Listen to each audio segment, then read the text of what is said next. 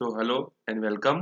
तो आज हम लोग इस वीडियो में देखने वाले हैं क्लास 10th मैथमेटिक्स का सर्कल्स एंड टेंजेंट का नेक्स्ट वीडियो। तो जैसा कि इसके पहले वाले वीडियो में हमने क्या किया था, इसके पहले एक्सरसाइज के लिए पहले एक्सरसाइज हमने कर लिया था, प्लस हमने वहां पर 4 थ्योरम्स भी जो है डिस्कस जो है कर लिए थे। तो आज हम लोग देखेंगे theorem number 5 and theorem number 6 which is related to the circles and the tangent. So देखो, थ्योरम जो 5 है वो क्या है। थ्योरम 5 बोल रहा है कि one and only one circle can be drawn such that it passes through three non collinear points. अब देखो, नॉन कोलिनियर पॉइंट्स का मतलब क्या होता है, तीन अलग अलग जगह पर। ठीक है, कोलिनियर का मतलब होता है एक ही लाइन पर। जैसे अगर मैं बोलता हूं कि तीन पॉइंट्स ए और बी और सी ये लाइन पर है, एक ही लाइन पर है, तो इसको बोलेंगे दे आर कोलिनियर।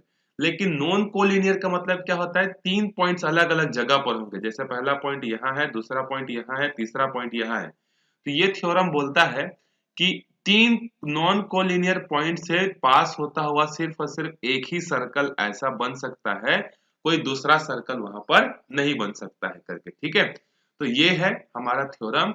और इसका प्रूफ जो है इतना ही ज्यादा इंपॉर्टेंट नहीं है। जो थ्योरम का प्रूफ इंपॉर्टेंट है वो मैंने आपको बता दिया है, तो आप उसको कर लेना। ठीक है, ये थ्योरम उतना इंपॉर्टेंट नहीं है।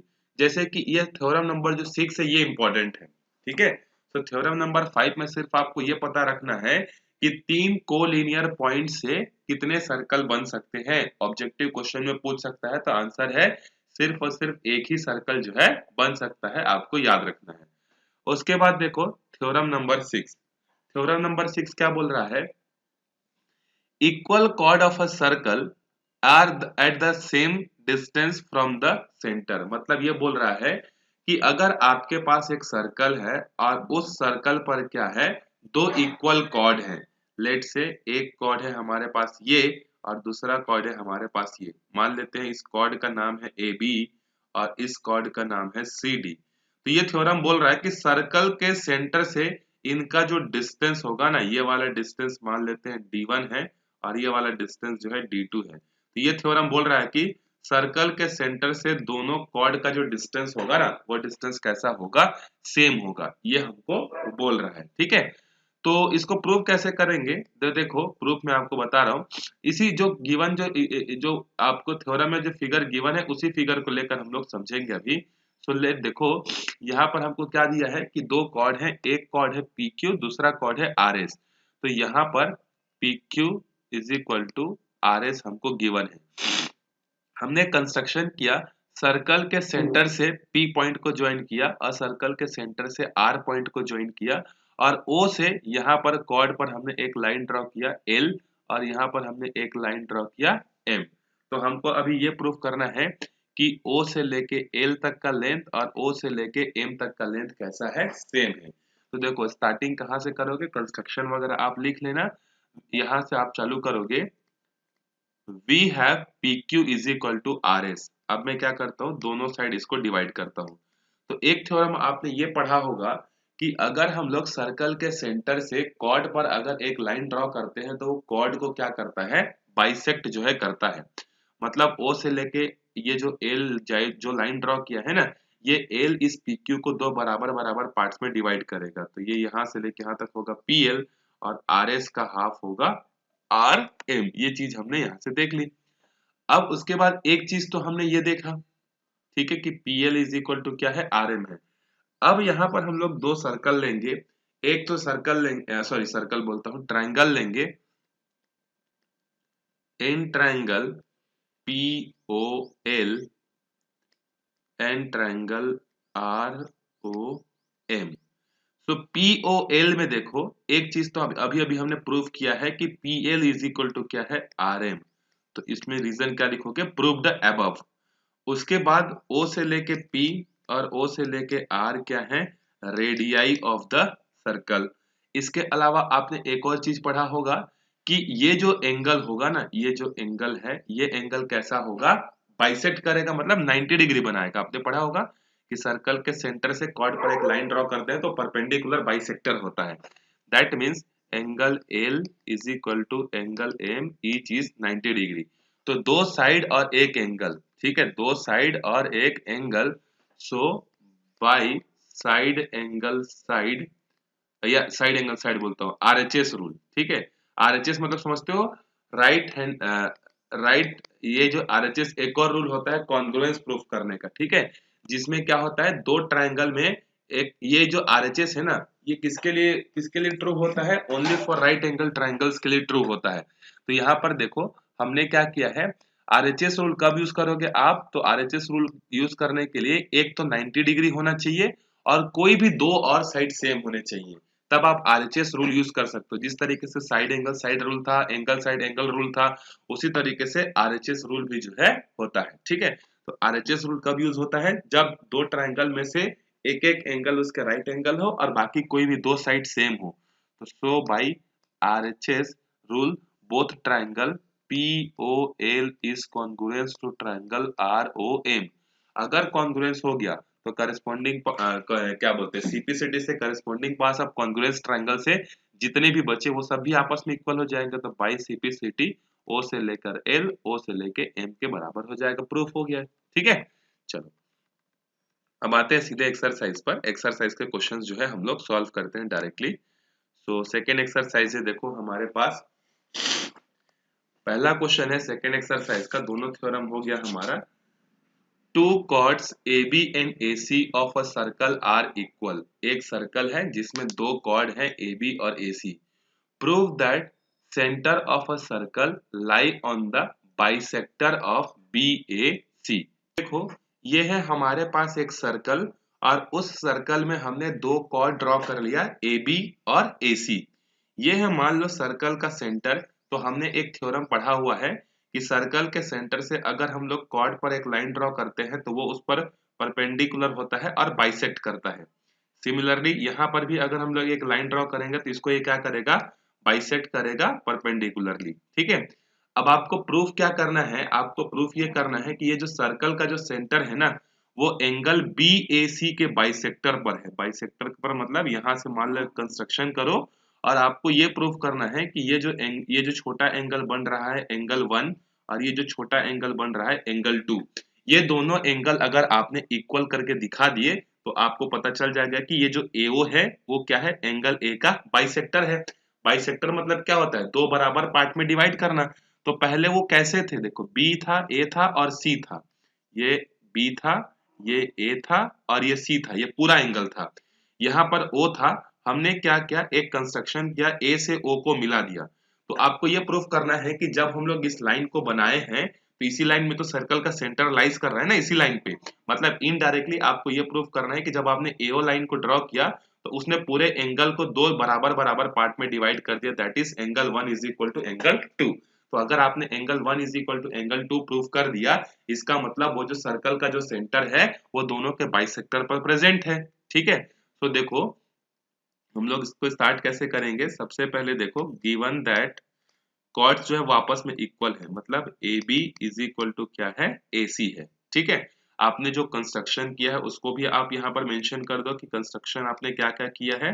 तो कंस्ट्रक्शन आपने किया है ड्रॉ, इसका कुछ नाम दे देते हैं OM, and draw OM which is perpendicular on AB and bisector also, and ON perpendicular on AC and bisector also।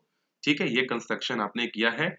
And एक और कंस्ट्रक्शन किया है आपने, ज्वाइन A to O। ठीक है, now what you have to prove, to prove that small angle 1 is equal to angle 2। अगर आपने ये दिखा दिया तो पता चल जाएगा कि हाँ सर्कल का जो सेंटर है वो दोनों के बाइसेक्टर पर जो है लाइज जो है करता है करके। ठीक है, अब यहाँ पर देखो दो ट्राइंगल बन रहा है, तो सबसे पहले देखते हैं in triangle OMA, OMA and triangle ONA, ONA, ये दो ट्राइंगल की बात हम लोग करते हैं, OMA और ONA।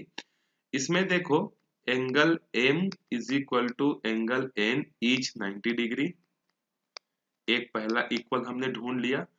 O से लेके M is equal to O से लेके N, अभी अभी हमने पढ़ा है कि जो दो इक्वल कॉर्ड जो होते हैं वो क्या है, प्रूव्ड अबव लिखेंगे इसको। जो आप एग्जाम में प्रूव्ड अबव मत लिखना ना, पूरा का पूरा थ्योरम लिखना। कौन सा थ्योरम? कि दो इक्वल कॉर्ड जो होते हैं वो सर्कल के सेंटर से सेम डिस्टेंस पर होते हैं। So if two equal chords which are equidistance from the centre of the circle, ऐसा लिखोगे दूसरा रीजन। उसके बाद तीसरा रीजन में क्या लिखोगे कि जो सर्कल के सेंटर से जो लाइन ड्रॉ करते हैं वो कॉर्ड को बाइसेक्ट भी करता है। मतलब बाइसेक्ट क्या मतलब, ए से लेके एम तक का लेंथ और ए से लेके एन तक का लेंथ भी क्या होगा, सेम होगा। कैसे होगा? पहले तो उसने बोला है कि ए बी और ए सी सेम है, दोनों को 2 से डिवाइड कर दो। जब दोनों को 2 से डिवाइड करोगे तो ए एम आएगा और ए एन आएगा। तो देखो यहाँ पर कौन सा रूल लगेगा अगेन, तो एक राइट एंगल ट्रायंगल है और दो साइड है। सो बाई आरएचएस रूल हम लोग यहाँ पर लिखेंगे, बाई, समझ में आया ना आपको, by RHS rule triangle OMA is congruence to triangle ONA। congruence हो गया by CPCT angle 1 is equal to angle 2 proved। ठीक है, वापिस से क्या की समझ में आ गया? हमको यह प्रूव करना था कि जो सर्कल का जो सेंटर है वो दोनों कॉर्ड जहां पर मिल रहे हैं उसके बाइसेक्टर पर लाइज करता है। बाइसेक्टर पर लाइज करता है इनडायरेक्टली, उसका मतलब ये है कि अगर आप सर्कल के सेंटर से ओ पर एक लाइन ड्रॉ करते हो तो वो एंगल ए को दो बराबर पार्ट में डिवाइड करेगा करके। ठीक है, तो हमने कंस्ट्रक्शन किया, दो ट्रायंगल लिए। कौन कौन से लिए? ओ एम ए और ओ एन ए। इसमें सर्कल के सेंटर से कॉर्ड का जो लेंथ होता है थ्योरम से इक्वल होता है, तो ये दोनों सेम हो गए। ये 90 हो गया, ये 90 हो गया, प्लस ये दोनों कॉर्ड ए बी और ए सी आपस में बराबर है तो उसका आधा भी आपस में बराबर होगा। मतलब एम और एन भी आपस में बराबर होंगे।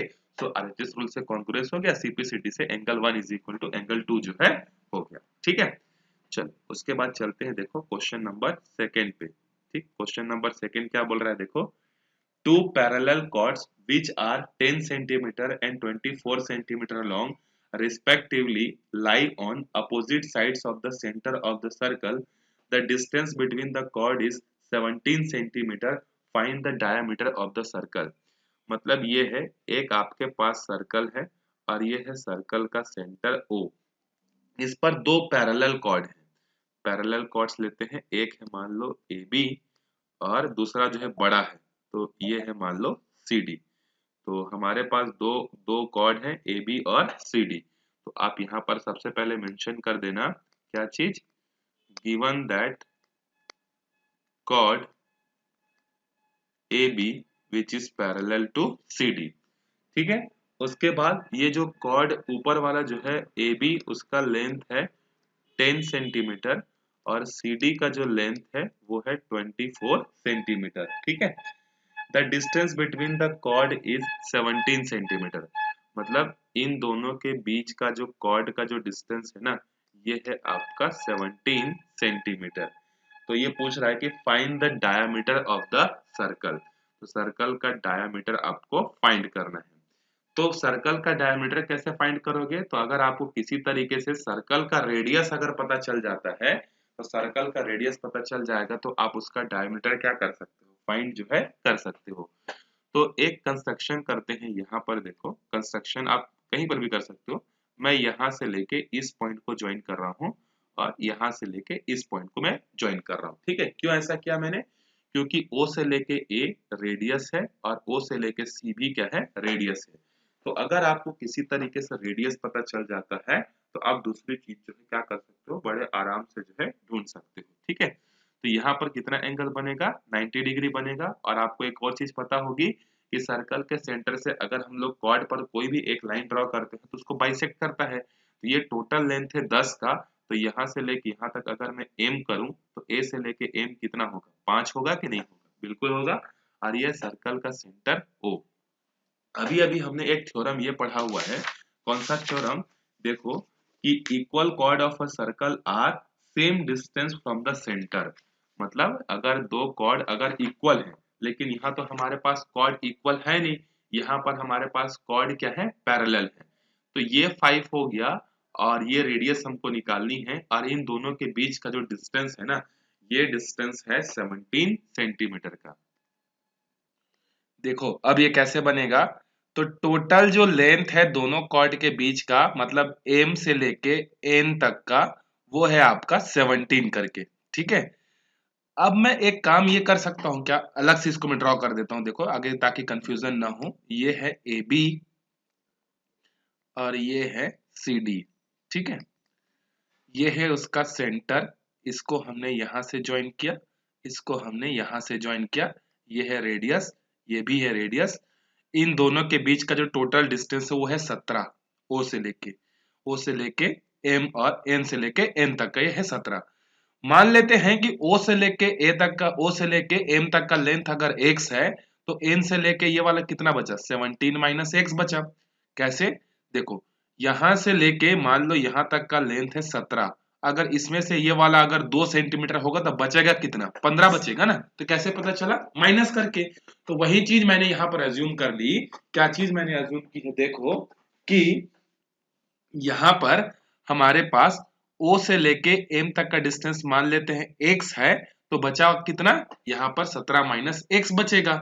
समझ में आया कि नहीं आपको ये, ठीक है, क्योंकि टोटल लेंथ 17 है, 17 में से ये वाला जितना होगा उसको काट दोगे तो नीचे वाले का लेंथ पता चल जाएगा। अब A से लेके M तक का कितना था, 5, क्योंकि बाइसेक्ट करता है। उसी तरीके से C से लेके D तक का लेंथ था 24, तो 24 का आधा कितना हो जाएगा, 12। यहाँ पर 90 बन रहा है, यहाँ पर 90 बन रहा है। दो ट्राइंगल लेंगे, देखो पहली बार in triangle A M O, ठीक है, ए एम ओ, इसमें लगाते हैं पाइथागोरस थ्योरम। तो हाइपोटेनियस का square is equal to base का स्क्वायर प्लस परपेंडिकुलर का स्क्वायर। ठीक है, सो हाइपोटेनियस तो अभी हमारा रेडियस है, तो ये हो जाएगा रेडियस का स्क्वायर। ए से लेके एम तक मतलब 5 है, तो 5 का स्क्वायर। ओ से लेके एम तक कितना है, एक्स, तो ये हो जाएगा एक्स का स्क्वायर। तो R square is equal to 25 plus x square, ये है इक्वेशन 1। ये हो गया। अब देखो इसके बाद दूसरा ट्राइंगल, दूसरा ट्राइंगल कौन सा लेंगे, in triangle C N O, ये वाला सी एन ओ, ये वाला सी है ना, सी एन ओ। तो इसमें हाइपोटेनियस कौन है, देखो इसमें हाइपोटेनियस है ओ सी, बेस कौन है देखो सी एन, परपेंडिकुलर कौन है ओ एन का स्क्वायर। तो ओ सी क्या है, रेडियस है, क्योंकि यहां से लेके यहां तक सर्कल के सरकमफेरेंस का डिस्टेंस है, यहां से लेके यहां तक का भी सरकमफेरेंस का डिस्टेंस है, तो दोनों रेडियस होंगे। सी से लेके एन तक का जो लेंथ है ये है 12, तो ये हो जाएगा 12 का स्क्वायर प्लस ओ से लेके एन तक का लेंथ है 17 माइनस एक्स, तो यहाँ हो जाएगा 17 माइनस एक्स का स्क्वायर। अब इसको जब सॉल्व करोगे आप लोग तो यहाँ आएगा आर स्क्वायर, ये हो जाएगा 144, और यहाँ लगेगा a माइनस बी का स्क्वायर, तो a स्क्वायर मतलब 17 का स्क्वायर प्लस b स्क्वायर मतलब x का स्क्वायर माइनस 2ab। ठीक है, तो यहाँ आ जाएगा R square is equal to 144, 17 का स्क्वायर होता है 289 plus x square minus 34 x. ये है इक्वेशन 2। अब ध्यान से देखो, इक्वेशन 1 और इक्वेशन 2 दोनों के लेफ्ट हैंड साइड में सेम वैल्यूज है, आर स्क्वायर और आर स्क्वायर। तो अब हम लोग दोनों को आपस में कर सकते हैं कंपेयर। तो फ्रॉम इक्वेशन 1 एंड इक्वेशन 2, इधर हमको मिलेगा 25 plus x square is equal to, इन दोनों को जब ऐड करेंगे तो इन दोनों को ऐड करने से कितना हो जाएगा, देखो 144 प्लस 289, ये होगा 433। तो दोनों को ऐड करके लिख देता हूं मैं, plus x square minus 34x। तो एक्स स्क्वायर से एक्स स्क्वायर कैंसिल हो गया, माइनस 34 को इधर भेजेंगे तो ये हो जाएगा प्लस 34, और 25 को इधर भेजेंगे तो ये हो जाएगा माइनस 25। तो ये हो जाएगा 34x इज इक्वल टू 408। 34 इधर जाकर इसको डिवाइड करेगा तो 408 divided by 34, that means x की वैल्यू यहाँ से आएगी 12। ठीक है, अब आप इस x की वैल्यू को इक्वेशन 1 में पुट कर दो, तो वहां से आपको रेडियस मिल जाएगा। तो R square is equal to 25 और ये हो जाएगा 12, तो ये हो जाएगा 12 का स्क्वायर। तो 25 प्लस 12 का स्क्वायर होता है 144, तो ये दोनों मिलकर होंगे 169, और 169 13 का जो है स्क्वायर रूट जो है होता है। तो रेडियस अगर 13 है तो हमको डाया चाहिए था, तो डाया मतलब 2 टाइम्स ऑफ रेडियस, तो 2 इंटू 13 मतलब 26 centimetre will be the answer. ठीक है, ये हो गया हमारा सेकेंड क्वेश्चन। आई होप आपको समझ में आया होगा। उसके बाद देखो क्वेश्चन नंबर 3 क्या है। Center of a circle is O and the PO is the angle bisector of angle APD. Prove that AB is equal to CD। ठीक है, अभी देखो यहाँ पर हमको दिया है कि ये जो OP है ना, ये इस एंगल का बाइसेक्टर है। तो मान लेते हैं ये है एंगल 1, इसी में मैं कंस्ट्रक्शन कर रहा हूँ। ये है एंगल 2। मैं और डिटेल में नहीं लिख रहा हूँ ना, आप कंस्ट्रक्शन करना। यहाँ से इसको ज्वाइन किया आपने, इसके बाद हमको क्या प्रूव करना है, AB और ये। तो यहाँ से आपने इसको यहाँ से ज्वाइन किया। अब आपके पास दो ट्रायंगल है। देखो एक ट्रायंगल मैं लेता हूं, इन ट्रायंगल, दो ट्रायंगल लेना है ना हमको, तो नहीं, इसको ज्वाइन नहीं करते हैं। एक मिनट, हम लोग ज्वाइन करेंगे ये वाले पॉइंट्स को। ये जो ई है, ई से लेके यहां तक को और एफ से लेके यहां तक को। तो in triangle PEO, PEO and triangle BFO, BFO, ये दो ट्रायंगल।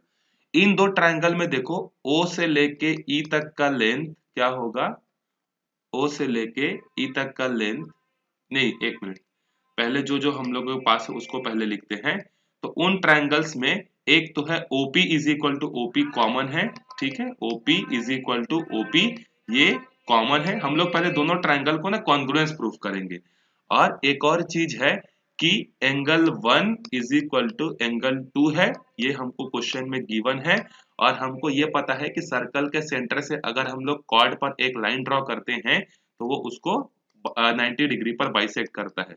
मतलब angle E is equal to angle F, each is 90 degree. तो दो एंगल और एक साइड सेम है, so by angle side angle rule triangle PEO is congruence to triangle BFO। अगर ये दोनों चीजें कॉन्ग्रुएंस हो गई तो बाई CPCT हम लोग क्या बोल सकते हैं, P से लेके E तक का लेंथ, सॉरी, हाँ, P से लेके E तक का लेंथ और P से लेके F तक का लेंथ क्या हो जाएगा, सेम हो जाएगा। लेकिन हमको तो अभी प्रूफ करना है क्या चीज, कि A से लेके B तक का लेंथ और C से लेके D तक का लेंथ कैसा है, सेम है करके ना, ये हमको प्रूफ करना है। P is equal to PF, ये CPCT से हम लोग कर सकते हैं। इसके अलावा हम लोग CPCT से एक और चीज कर सकते हैं, और वो क्या है, O से लेके E तक का लेंथ और O से लेके F तक का लेंथ। CPCT से ये भी हो सकता है। CPCT से क्या होता है, जितनी चीजें बची होती है सब आपस में इक्वल हो जाती है। कौन कौन सी चीजें बच गई थी, अच्छा अगर आप इसको नहीं लिखना चाहते हो तो आप इसको छोड़ दो, क्योंकि ये कोई काम का नहीं है। आप डायरेक्टली लिखना CPCT by CPCT OE is equal to OF। अब देखो O से लेके E और O से लेके F क्या है, ये सर्कल के सेंटर से कॉर्ड का डिस्टेंस है। और आपने एक थ्योरम पढ़ा हुआ है, कौन सा थ्योरम, कि equal chord of a circle are at the same distance from the centre. तो अभी आपने पढ़ा है कि अगर दो कॉर्ड अगर इक्वल है तो वो सर्कल के सेंटर से क्या होते हैं, इक्वी डिस्टेंस पर होते हैं। तो अभी हमने ये प्रूफ कर दिया कि ये जो दोनों कॉर्ड हैं वो सर्कल के सेंटर से सेम डिस्टेंस पर हैं। दैट मीन्स आप ये अप्लाइड कर सकते हो कि ये दोनों कैसे होंगे, आपस में जो है इक्वल होंगे। मैं क्या बोलना चाह रहा हूं, समझ में आया। थ्योरम नंबर 6 देखो उसका उल्टा है, ये मैं आपको बताता हूँ। थ्योरम नंबर 6 वो उसका अपोजिट है, तो इसको बोलते हैं कन्वर्स करके ना। तो मैं आपको थ्योरम नंबर पहले समझाता हूं। ये देखो, ये थ्योरम नंबर 6 आपको क्या बोल रहा है, कि थ्योरम नंबर 6 आपको ये बोल रहा है, equal chord of a circle are same distance from the centre. मतलब जो कॉर्ड जो होते हैं वो आपस में कैसे होते हैं, मतलब कॉर्ड का जो लेंथ जो होता है वो कैसे होता है, सर्कल के सेंटर से सेम होता है, ठीक है, सर्कल के सेंटर से सेम होता है। लेकिन इसके लिए कॉर्ड को आपस में क्या होना चाहिए, इक्वल होना चाहिए। तो देखो अभी हमने क्या किया है, अभी हमने ये प्रूफ किया है कि ये जो दोनों कॉर्ड जो दिए हैं ना वो सर्कल के सेंटर से क्या है, सेम डिस्टेंस पर है। तो उसका उल्टा, तो यहाँ पर आप लिखना क्या चीज, कि here the chord are, here the chord are equidistance from the centre so by converse of theorem 6 का उल्टा, theorem 6 by converse of theorem 6 we can say A B is equal to क्या हो जाएगा, C D. समझ में आया आपको? Theorem number 6 आपको ये समझा रहा था कि दो कॉर्ड अगर इक्वल हैं तो वो सर्कल के सेंटर से बराबर डिस्टेंस पर होंगे। हमने क्वेश्चन नंबर 3 में क्या किया, हमने क्वेश्चन नंबर 3 में ये कर दिया कि हमने पहले ये दिखा दिया कि सर्कल के सेंटर से जो कॉर्ड हैं वो बराबर डिस्टेंस पर हैं, इसका मतलब वो पैरेलल होंगे तभी ये केस पॉसिबल है। तो हमने थ्योरम थ्योरम नंबर 6 का कन्वर्स यूज किया हमने, और इसको जो है हमने प्रूफ कर दिया। आई होप आपको ये चीजें समझ में आई होंगी। थोड़ा सा ये क्या था, डिफरेंट था, तो थोड़ा सा आपको समझने में प्रॉब्लम हो सकता है, लेकिन हाँ हमने थ्योरम नंबर 6 का उल्टा यूज किया। थ्योरम नंबर 6 जो बोल रहा था कि अगर कॉर्ड इक्वल है तो लेंथ बराबर होगी, सर्कल के सेंटर से डिस्टेंस बराबर होगा बोल रहा था। तो हमने इस क्वेश्चन में क्या किया, पहले डिस्टेंस को बराबर दिखा दिया और फिर हमने बोला कि हाँ अगर डिस्टेंस बराबर है तो कॉर्ड भी आपस में बराबर होंगे करके हमने उल्टा जो है दिखा दिया। चीजें समझ में आ गई आपको? ठीक है, अब चलते हैं क्वेश्चन नंबर 4 पे। क्वेश्चन नंबर 4 क्या है देखो, O and C are center of two circles whose radii are 13 centimeter respectively and 3 centimeter respectively if the perpendicular bisector of OC। ये देखो एक हमारे पास सर्कल है उसमें दो सेंटर हैं, एक तो O है एक तो C है, और ये जो OP है इसका OC सॉरी O से लेकर C तक का जो परपेंडिकुलर बाइसेक्टर है, perpendicular bisector of OC meet at a point कहां पर, AB पर, AB पर मिल रहा है the biggest circle, then find the length of AB। तो ये AB का लेंथ जो है हमको अभी क्या करना है, फाइंड आउट जो है हमको करना है। ठीक है, तो AB का लेंथ कैसे मिलेगा, तो एक चीज देखो, AB एक कॉर्ड है और सर्कल के सेंटर से अगर हम लोग एक लाइन कॉर्ड पर ड्रॉ करते हैं, वो कॉर्ड को क्या करता है, बाइसेक्ट करता है। मतलब अगर मैं इस पॉइंट का नाम अगर M देता हूं तो A से लेके M तक का लेंथ और M से लेके B तक का लेंथ कैसा होगा, इक्वल होगा। तो अगर आपको AB का लेंथ अगर चाहिए तो अगर आपने AM निकाल लिया या BM निकाल लिया, उसका जब आप डबल कर दोगे ना, क्योंकि ये दोनों तो आपस में बराबर हैं, तो चाहे तो आप AM और BM को जोड़ दो या AM का डबल कर दो या BM का डबल कर दो, is equal to 2 times of BM भी तो बोल सकते हो ना। ठीक है, तो अगर आपने किसी तरीके से AM या BM ढूंढ लिया, या तो दोनों को ऐड कर देना या इसको मल्टीप्लाई कर देना, आपको AB मिल जाएगा। तो वो मिलेगा कैसे, तो अब एक चीज देखो ध्यान से, इसने बोला कि परपेंडिकुलर बाइसेक्टर ऑफ OC। तो सबसे पहले तो देखो O से लेके C तक का लेंथ कितना होगा, पहले एक चीज बताओ मेरे को, O से लेके P क्या है, सर्कल का रेडियस है, तो ये कितना हो जाएगा 13 सेंटीमीटर। देखो ना, O से लेके P तक बड़े वाले सर्कल का रेडियस है जो है 13 सेंटीमीटर। उसके बाद देखो C से लेके P तक का जो है वो कितना होगा 3 सेंटीमीटर। क्यों, क्योंकि वो छोटे वाले सर्कल का क्या है, रेडियस है। तो अब मेरे को चाहिए OC, तो OC निकालने के लिए मैं क्या करूंगा, जो OP वाला जो लेंथ है बड़ा वाला लेंथ, उसमें मैं CP को माइनस कर दूंगा। देखो O से लेके P तक के लेंथ में अगर मैं इतना लेंथ को गैप कर दूं तो मेरे को क्या मिल जाएगा, OC मिल जाएगा ना। तो ये है 13 और ये है 3, मतलब OC की वैल्यू आ गई 10 सेंटीमीटर। ठीक है, OC की लेंथ कितनी आ गई, 10 सेंटीमीटर जो है आ गई है। अब आपको पता है कि सर्कल के सेंटर से इसने, अच्छा उस चीज को छोड़ो, इसने बोला कि ये जो AB है ना ये OC का बाइसेक्टर है। बाइसेक्टर मतलब दो बराबर पार्ट में डिवाइड कर रहा होगा OC को। तो O से लेके C तक का अगर टोटल लेंथ अगर 10 है तो O से लेके C तक का O से लेके M तक का कितना होगा, 5 होगा ना। ये चीज देखो, ये है हमारे पास ऐसा, ये है O, ये है C। तो O से लेके C तक का लेंथ 10 है और ये लाइन इसको परपेंडिकुलरली बाइसेक्ट कर रहा है, तो इधर वाला 5 होगा, इधर वाला भी 5 होगा। तो ये वाला O से लेके M तक का लेंथ हो गया 5। इसमें कंस्ट्रक्शन करते हैं और इसको यहां से ज्वाइन कर देते हैं। तो O से लेके A तक क्या है, रेडियस ऑफ द सर्कल, मतलब अगेन 13 होगा। अब देखो आप इन ट्राइंगल OMA, कौन सा ट्राइंगल ले रहा हूं मैं, OMA, इसमें हाइपोटेनियस कौन है, देखो इसमें हाइपोटेनियस है OA का स्क्वायर, हाइपोटेनियस इज OA का square and the base is OC and the perpendicular is AM का स्क्वायर। AM तो अभी आपको चाहिए, OA है 13 तो ये हो जाएगा 13 का स्क्वायर, OC है 5 तो ये हो जाएगा 5 का स्क्वायर, प्लस यहाँ है AM, तो ये हो जाएगा AM का स्क्वायर। सो 13 का स्क्वायर होता है 169, 169, ये इधर जाकर 25, ये होगा 25, 25 इधर जाकर माइनस हो जाएगा, तो यहाँ मिलेगा हमको AM का स्क्वायर। तो यहाँ आएगा 144 इज इक्वल टू AM का स्क्वायर। तो 144 किसका स्क्वायर रूट होता है 12 का, तो AM की वैल्यू आ गई 12। कैसे आई समझ में आया, हमने यहाँ पर वैल्यूज जो है निकाली हुई है, ठीक है। तो 12 आ गया, तो AB चाहिए, तो 2 गुणित 12 मतलब 12 दूने 24 सेंटीमीटर, ये इसका आंसर है। वापिस से हमारे पास O से लेके P तक का लेंथ था, रेडियस ऑफ अ सर्कल 13 था, O से लेके C तक का भी लेंथ था 3 था, तो 13 में से 3 माइनस किए तो यहाँ से लेके यहाँ तक का लेंथ पता चल गया। फिर AB उसका बाइसेक्टर था, मतलब 2 बराबर पार्ट में डिवाइड करेगा, तो 10 का आधा 5 और 5। अगर हमको AB चाहिए तो हमको पता है कि सर्कल के सेंटर से कोई भी लाइन अगर क्वाड पे ड्रॉ होती है तो बराबर पार्ट में डिवाइड करती है, तो A से लेके M तक का जितना होगा M से लेके B तक भी उतना होगा।